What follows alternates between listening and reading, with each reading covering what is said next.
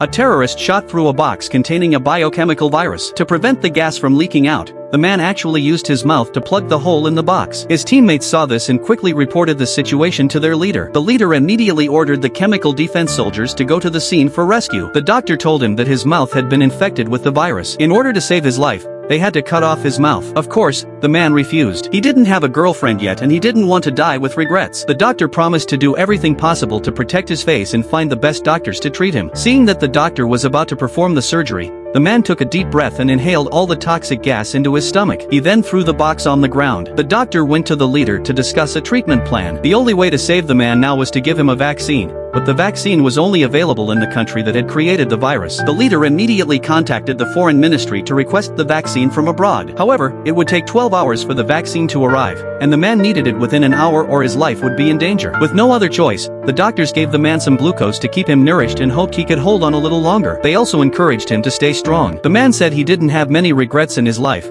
except for not having a girlfriend. He felt it would be such a loss if he died. At that moment, his comrades came to visit him outside the hospital room. The man got out of bed to say goodbye to them, but the doctor stopped him, saying he needed to rest. The man didn't care. He wanted to talk to his comrades before he died. When his comrades saw how bad he looked, they all cried and were very sad. They didn't understand why he wouldn't cooperate with the doctors. The man explained that the doctors wanted to cut off his mouth, and he just couldn't accept that. After the man's loud and angry outburst, his comrades reluctantly left. Although the man seemed to be okay on the surface, he was also very sad after they left. It wasn't until the next evening that the vaccine finally arrived, but the doctors were puzzled. 12 hours had already passed. Why was the man still alive? He should have been dead by now, or at least lying on the ground foaming at the mouth. But the man looked just like a normal person. The chief doctor suddenly had a bold idea. He examined the man's body again with a magnifying glass and discovered that he had natural antibodies in his body that had already killed the virus. Do you think this man is brave? Please leave your comments.